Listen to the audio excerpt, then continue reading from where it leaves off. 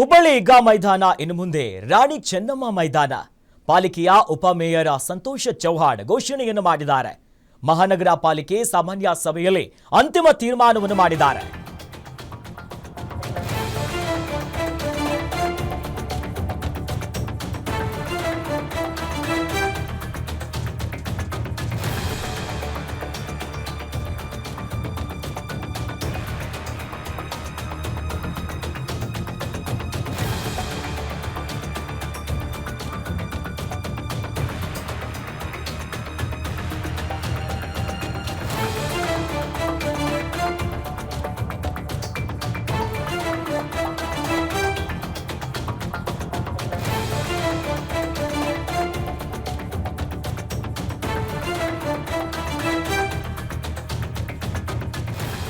ಹುಬ್ಬಳ್ಳಿ ಈಗ ಮೈದಾನ ಇನ್ನು ಮುಂದೆ ರಾಣಿ ಚೆನ್ನಮ್ಮ ಮೈದಾನ.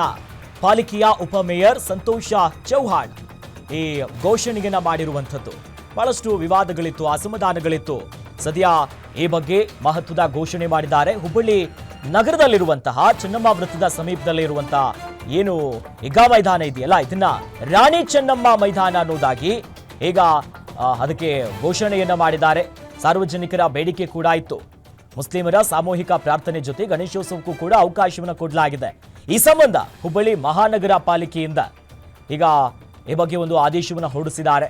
ಮಹಾನಗರ ಪಾಲಿಕೆಯ ನಿರ್ಧಾರಕ್ಕೆ ಹುಬ್ಬಳ್ಳಿಯ ಮಂದಿ ಫುಲ್ ಖುಷಿಯಾಗಿದ್ದಾರೆ. ಹೀಗಾಗಿ ಈಗ ಮೈದಾನ ಇನ್ನು ಮುಂದೆ ರಾಣಿ ಚೆನ್ನಮ್ಮ ಮೈದಾನ ಅನ್ನೋದಾಗಿ ನಾಮಕರಣವನ್ನು ಮಾಡಿದ್ದಾರೆ.